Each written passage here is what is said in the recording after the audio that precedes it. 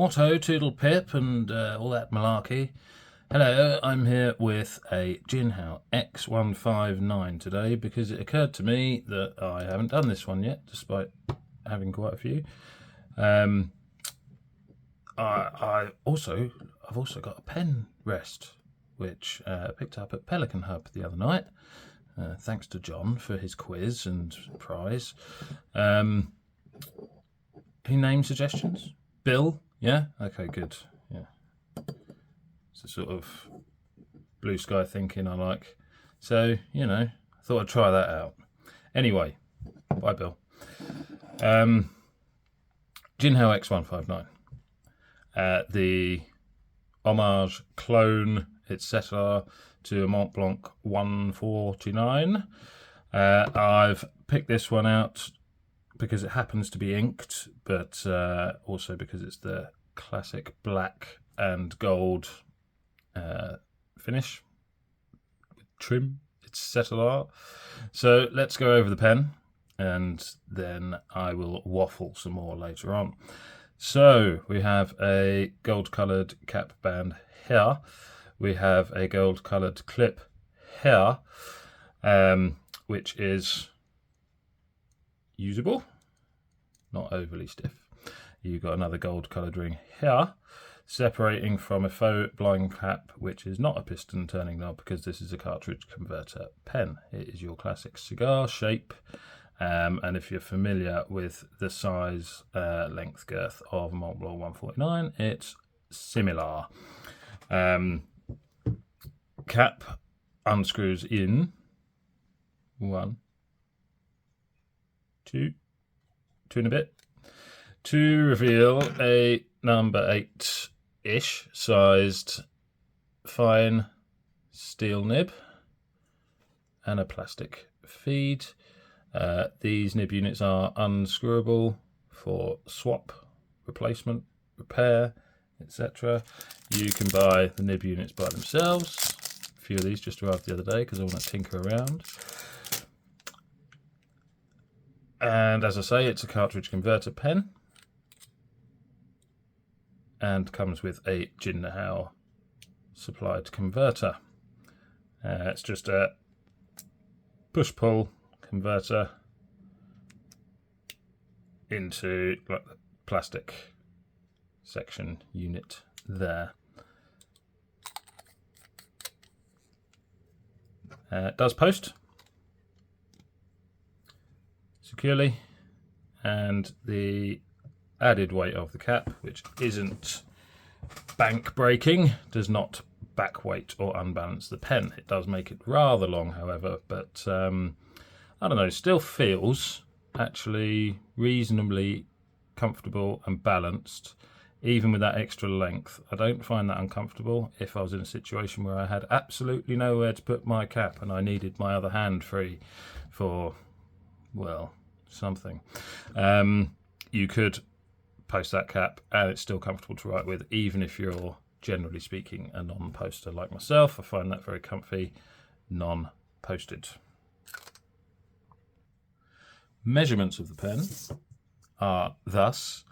I'm still working with, should we say, very approximate measuring tools. So, you know, close as I can get it. I've got some stuff in the mail, right, which might get me some more exact readings. Anyway, capped 147mm, uncapped 129, and posted 161.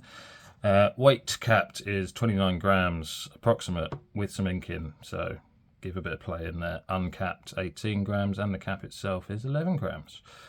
Barrel is 14 millimeters, tapering down to 12, and then tapering off a little bit more there, but just along your main barrel there.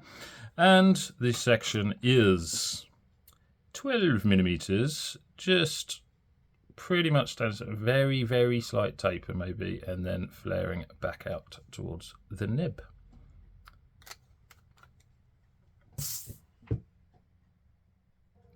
For some size comparisons with some other pens, here you have, oh that's annoying, let's straighten that up. There we go, straightened up.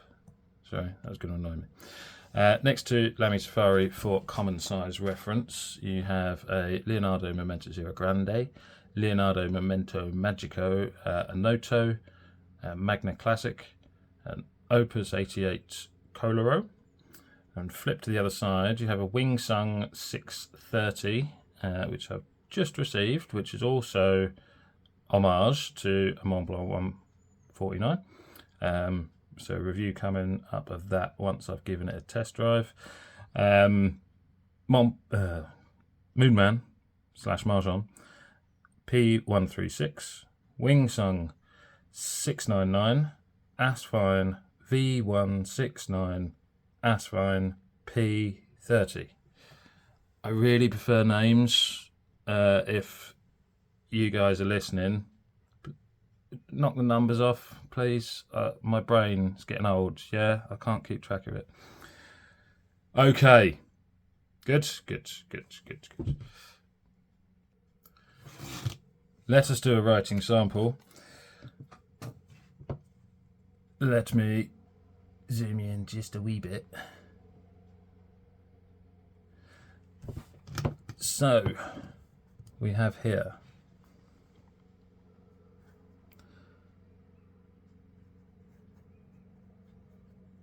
Jinhao x159.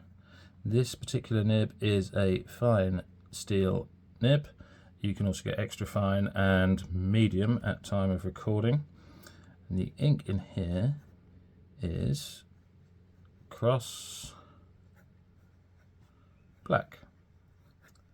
Unusual for me to have black in a pen, but I had to do a meeting which was, well, I had to take notes in a meeting which was semi-serious, so I thought my usual kind of expansive inks probably wouldn't be appropriate, so I have a pen inked up with black ink. But anywho,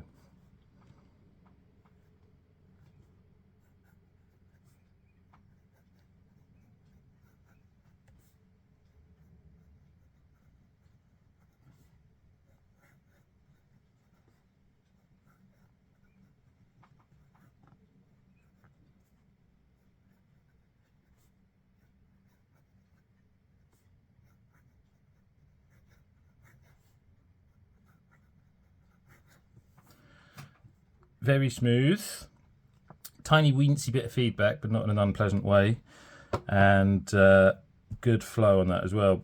I will say this particular fine doesn't really come out as fine. I would probably, you'd kind of look at and feel that and think, oh, it's a medium. But anyway, it doesn't bother me. I quite like that, but you know, just for your information. Let's try it a bit faster.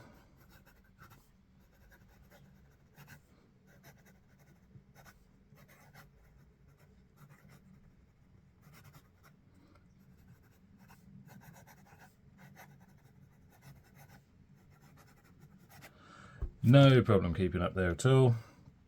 Wetness, pretty wet. Certainly, if you're going, oh yeah, steel fine, Chinese nib, pretty wet. Very nice indeed. Good for me.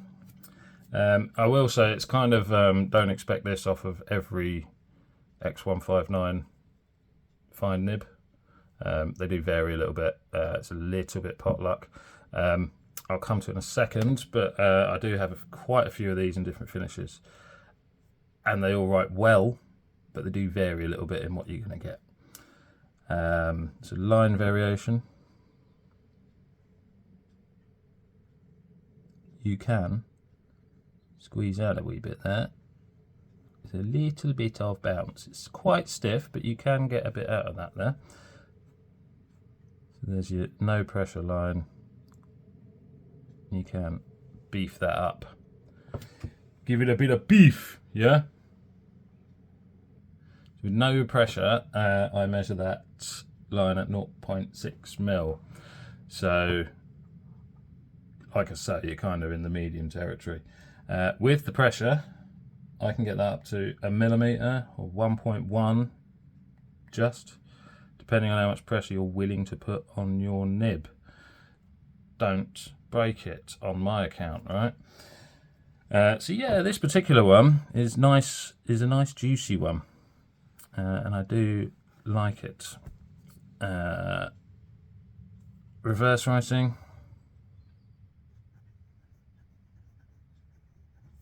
It will. It's a little bit scratchy, but if you are really light with your pressure, it's not too bad. It doesn't bother you too much, and it keeps going. Yeah, it's good nib, this one. I have no issues with it for hard starts or anything like that, or skippage. Not bad at all. So what do I think about this pen? Well, it's a good pen. You can probably, if you're watching one of these, sorry, I'm just trying to, there we go. You're probably well familiar with the model. You can pick them up anywhere between £5 and £10, maybe a bit less depending on where you go. AliExpress, you might get one for as little as £3 or £4, or whatever currency equivalent you might use. I'm talking British pounds. Here in the UK, Amazon, £10, Amazon Prime, next day delivery, that sort of thing. Anyway, what I'm getting at is nice, affordable, elegant looking pen. Useful for a few reasons. A, you like the size, shape, feel of a Montblanc 149-esque pen, but do not have X amount of hundreds knocking around in the bank account. This is a nice, comfortable, usable alternative. Is it the quality of a Montblanc? No. But on its own, it is a decent quality pen. However, there are a few bits and bobs, which I will just go on about a little bit. I should have said, by the way, the cap threads on here are comfy if you want to hold back there a little bit, but there's a nice bit of room on this section, even for your kind of larger fingered, larger hand human, and a nice, that's really comfortable, nice little flare out there as well. Again, esque to the Montblanc. I have had a few quality hit and misses, not so much in the nib department, but if you look at this cap band, it's on upside down. Know what I mean? Now, I've got a few of these, and that's the only one with a cap band that is upside down. But if I bring in this one, which was kind of the original, they released this one, so black, silver trim, and then went on to release more colours and trims, so including black with gold trim, and then I'll bring in my case in a second, and there's other alternatives. But this one, so A, to uncap the original, should we call it the Mark 1, was, you'll notice I'm squeezing here, I'll explain why in a second, but 1, 2, 3 turns to uncap, which is a little bit irritating, but they have reduced that cap screwage with every other colour scheme that I've had since, so they've obviously updated their specs on that one. Also, the reason I was pinching there is because if I don't, the top half of this cap just keeps going, and that happened after, I don't know, a couple of weeks. It was a while back now, but that just keeps going. If you pinch it there, you can still unscrew it and you can still use it, but you know. Full disclosure, I'm not sure whether if you get a black with silver trim these days, it is still the same spec, therefore prone to doing that perhaps, or 3 odd turns to unscrew. Not sure. They may have updated that as well. I've seen no reason why they wouldn't have done, but just saying. Right, let me bring in some other colours. I can't be bothered to take them all out of the pen case, so excuse the other bits and bobs. So as you can see, you've got like white, burgundy, brown, green. So there's a light green, there's a dark green as well. another burgundy, this one with silver trim, and this one is orange with silver trim. You can, I think, get all of these colours in gold or silver trim as per your preference. And as I say, I have not really had an issue with any nib performance. The worst performing nib of any of my x159s is this one, and it still writes, it's just dry. And that's the worst thing I can say, is it's a dry nib. I could wetten that up, I just haven't really got to it yet. Might practice my grinds or something on it, which is another thing these are quite good for, because you can mess it up, buy a new nib or a new pen, depending on your preference. So yeah, it's a nice, cheap alternative to a Mont Blanc. It's nice if you can't afford a Mont Blanc. It's nice if you can afford a Mont Blanc, but don't want to take it to work or whatever. And you find that that is the most comfortable pen for you, but you don't want to take it out somewhere risky for fear of loss or breakage. You've got an alternative which might not be the same quality, but you can write with while on the go. Yeah, and they're easily replaceable, generally speaking, of good quality. I've had a few of those little issues, cap band wise and whatnot, but I find it a really comfortable pen. Unlike the Mont Blanc, it is a cartridge converter, not a piston. But I quite like a cartridge converter, nice and easy to clean. I swap my inks around all the time, so I'm very rarely bothered about a massive ink capacity. It just sits really nicely in the hand. There's a few pens which I find, or have found, like instantly comfortable in the hand. Sometimes I need to fiddle around, find my best sort of grip position for the particular pen. There's a few which just go in there and it's like, oh, that feels natural and it's nice. And a Mont Blanc 149 was one. I have owned one before. I've also hired through pensharing.com. I'll pop a link down there. A different one, and I find the pen shape itself supremely comfortable, naturally, along with Pelikan M1000, and something else expensive. Oh, a Visconti Homo Sapiens. Very comfortable pens for my hand. Unfortunately, my hand has very expensive tastes, so I cannot currently claim to own any of those. But yeah, good alternative. I mentioned earlier the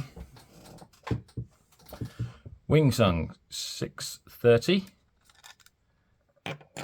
which is another good alternative. This one is a piston filler and costs a little bit more, but not an unreasonable amount. I will do a review of this soon. I just need to give it a test run. So if you wanted a piston alternative, that might be the one for you. Watch this space.